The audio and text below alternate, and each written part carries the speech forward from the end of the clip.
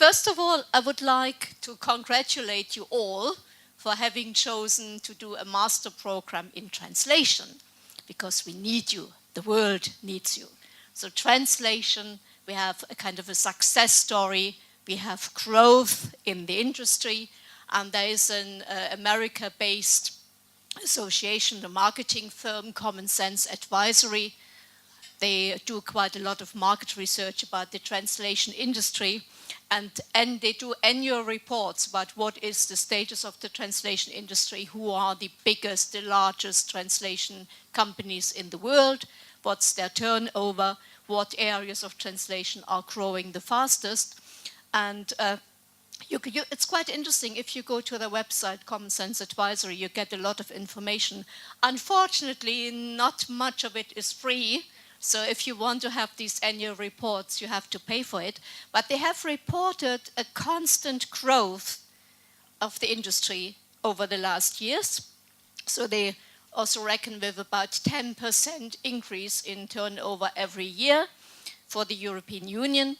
A survey which was conducted in Great Britain from 2015 also said that the volume of translation and interpreting work had increased by 11% in 2014, with, you can see here, software, e-commerce and e-learning as the areas which showed the fastest growth in the industry.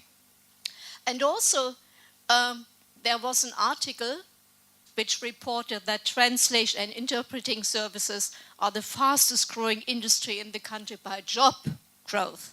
So about 12,000 more jobs to be added within 5 years, so an increase in 36%.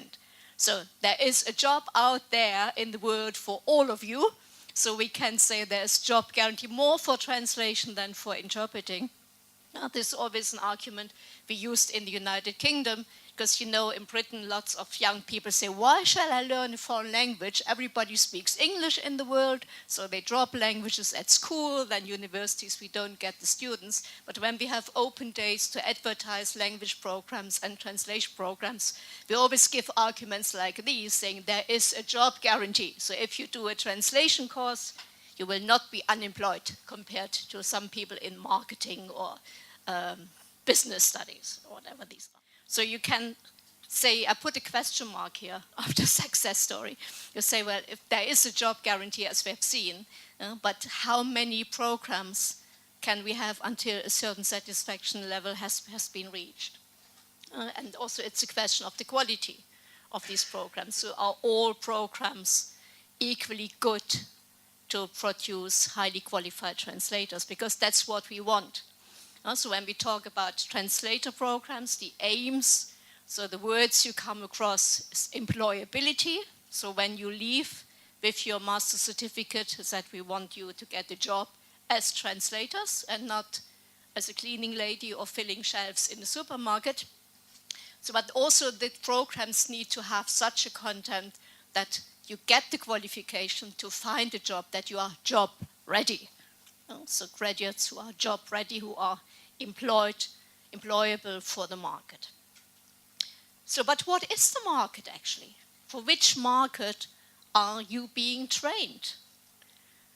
So the market, or the translation industry, or the language industry as it is typically called, is rapidly changing. So what the market looked like 10 years ago was significantly different to what it is like now. And within another 5 or 10 years, again, it will be different. It's also a very diverse profession. So we have, in the language industry, we do not only have translators, but in translation companies, very often they look for project managers, or they have terminologists, they have revisers. So a variety of jobs you can apply for. So it's also something which we always told our students. If you look for job advertisement, do not only look for the word translator, but very often the industry looks for a project manager for which somebody with a master's in translation is highly qualified. Yeah? And also it's a very fragmented sector. So these surveys by Common Sense Advisory I mentioned at the beginning, they also showed that the top 30 language service providers, so language service provider, the name typically used for translation companies. So they only account for about 26% of the total market revenue. So which also means that there are a lot of very small companies and also quite a significant number of freelance translators who also contribute to the market, but they are not the earners with the highest volume of turnover. Another problem we are facing, the profession is kind of unregulated. So we also know that if you want to apply for a job, if your friend also knows a language and says, I can do it more cheaply, then very often the clients go for the cheaper option, not necessarily insisting on a qualification or professional qualification as translation. So it's also something where some efforts have been made in the last years to get the label translator recognized so that not everybody can offer themselves as translators or interpreters. And we also experience an increase in machine translation, which is not as bad as it used to be some years ago. And there's also something which becomes more widely used in the industry, that machine translation output is then post-edited by a human. So that's also part of what training programs now need to take into account. And we also have an increase in volunteers. So fan subbing, for example. And these fans, the volunteers, are using some interesting strategies for doing the translation where we also, as professionals, can benefit from. What competences, what skills do you expect of graduates from university programs? So what do you need in your industry? And these were the top 11, so it's the top 10 you would normally say, but they have 11 listed here. So what the majority of employers said, what they expect of graduates of programs, of people who apply to get a job, that they are able to produce 100% quality when they do translation. So quality in the performance, and you see the results here. So those who answer, this is a skill which is essential and which is very important, were combined here. So nearly all of them expected quality as the most important competence here. Then also interesting to see in the second place, ability to identify client requirements. So the negotiation with the clients, for whom are you doing a translation, how are you able to make sure that you know what your client wants, what your client needs, so that you can act accordingly. Define and apply quality assurance mechanisms, so it didn't fit everything in, so the points, quality assurance, quality mechanisms. Then ability to translate materials in one or more specialized areas. That's where you, if you're specialized, translation fit in very well here. Experience in the field of professional translation. You see, that's 88% find this essential or very important. It's always a bit of a chicken and egg issue. So you are a student, you haven't got the experience yet. So but when you apply for a job, very often the job says, well, 5 years experience, but how can you get your experience?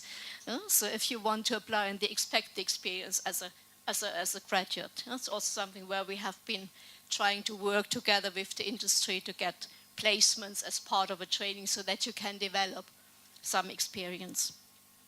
Experience in the awareness of professional ethics and standards. Also something which is seen as very important. Ability to define the resources required. Ability to produce estimates. This again, this kind of competence in dealing with clients who know knowledge about the professional field. So not just, I know the words, and if not, I have a dictionary, but acting in the industry where you have to negotiate with your clients and other members of the team. A university degree in translation or related field is good to see. This has made the list, because also about 10 years ago when you had job offers, the need to have a qualification in translation did not show up very often, but nowadays it's more frequently noticeable. Ability to consolidate client relationships, again the client, the customer competence here. And just as number 11, translation memory systems. So all the kind of the technological knowledge, ability to convert files, ability to do desktop publishing, showed up much lower. So you see the quality, the professional awareness, and the negotiation, the cooperation with the clients is what the industry sees as much more important. Therefore, if this is what professional translators are supposed to be able to do and to know, therefore the role of training is to develop these professionals who can function in the work context. Which makes me ask then, is this really all we need? So preparing students who can function in this industry level, is this enough? Or is this maybe a too narrow view when we argue that translator training needs to be provided at university level? Because what's the aim of a university?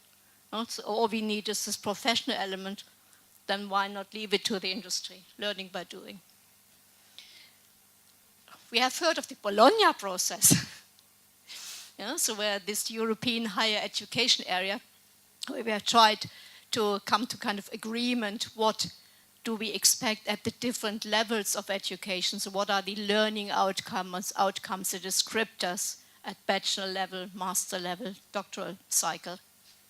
And if we look at this for the master's level, what this Bologna agreement says, so it refers to knowledge and understanding. A master program provides a basis or opportunity for originality in developing or applying ideas, often in a research context. So industry is not necessarily the research context.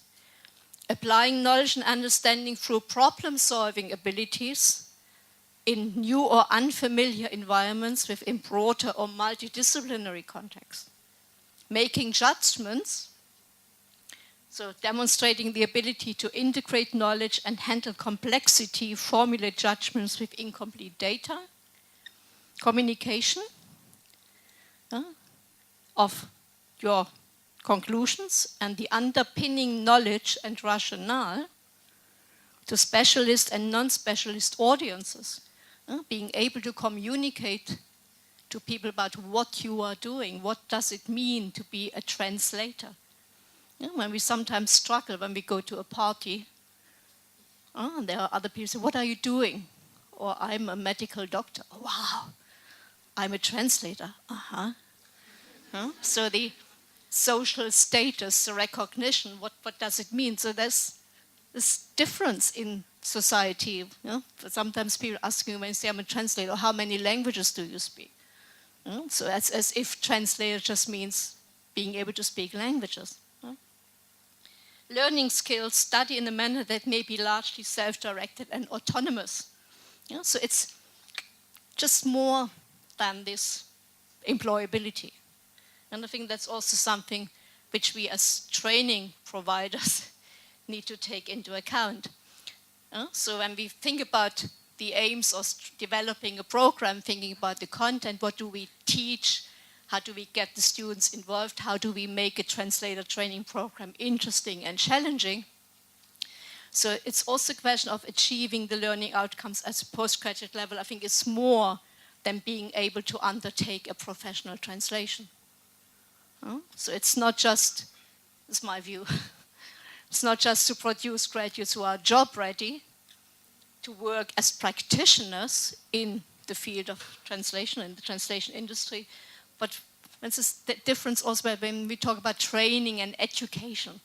So education is also the kind of human development, the interpersonal skills, the critical awareness, the awareness of the wider social issues which occur in the world and for which translation also play a role. So we say the aim is also to educate professionals who are able to act independently and to take on new and innovative projects after graduation and who are recognized as such by society. So training in a pure vocational way is not enough, I would say. So what do we need then? I think kind of more like would argue for an integrated approach. So we want students, you, to experience the scope or a broad scope of the program and also to feel challenged in what you're doing and feel appreciated for what you are contributing, the knowledge and the skills you develop. So I just want to tell you a little bit about the master program we had at Aston University, where I was teaching until last year. We also have a master's in translation. We have 3 different master programs in translation. One of these programs, the one which is most professionally oriented, is also a member of the EMT network like yours. So that's why we meet regularly to share our experience and learn from each other. Here are some examples of topics which the students at Aston did for their master dissertation. So an investigation into whether or not a translator's mood affects the quality of a translation. So a student used fellow translators, gave them something nice to look at and something nasty to look at, and then they had to translate a text which was kind of emotionally a bit challenging, and then to see whether those who were in a happy mood performed better than the others who were kind of depressed. Translation and censorship of sexual discourse under Franco's dictatorship in Spain was a case study. Comparison of Polish translations of Alice in Wonderland, of which there are 8, I think. Yeah, looking at the different translations, and then seeing also including the format of the book, the size of the print, which illustrations, which translation was more successful. Linking it to the time, when were they produced. Analysis of Obama speeches and their translations into German. This was also combining the interpreted version of the speeches, because when Obama came to Berlin some years ago, there was a live speech, and which was interpreted live on 3 different channels, and then the translation of the speech was also published, and then the student had compared a different version and saying, well, how did the difference between translation and interpreting have an impact? Who were the interpreters who interpreted a speech? Analysis of translation in the Republic period of China, so using a particular media, the commercial press, publishing industry as a case study. So how did the social, political context of that particular time affect the translations which were done by this publishing house? What texts were translated? Translation as a representation of culture practices in West Africa, a study of the leaflets produced for the Ebola virus. I was saying earlier, we have students from all over the world pretty much. This was a student from Nigeria who had looked at this particular topic here. Post-editing of machine translation, a professional role, and its role in professional translation.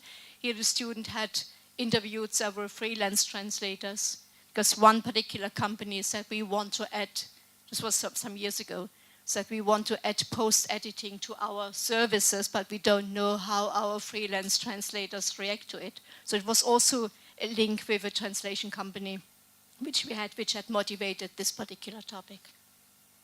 We also had this particular translation company, and in conjunction with the Association of Translation Companies in the UK, we also did some kind of joint project for the students. There was a report in 2014 by a Cardiff Business School professor, Foreman Pack, who had looked at, this was done on behalf of the UK Trade and Investment, and he had argued, say, well, because companies or small and medium-sized businesses, they do not invest enough money into language, foreign language, or in translation particularly, the poor language skills costs the UK 48 billion a year in lost exports. And so there is a lack of awareness in multilingual communication needs of small and medium-sized companies.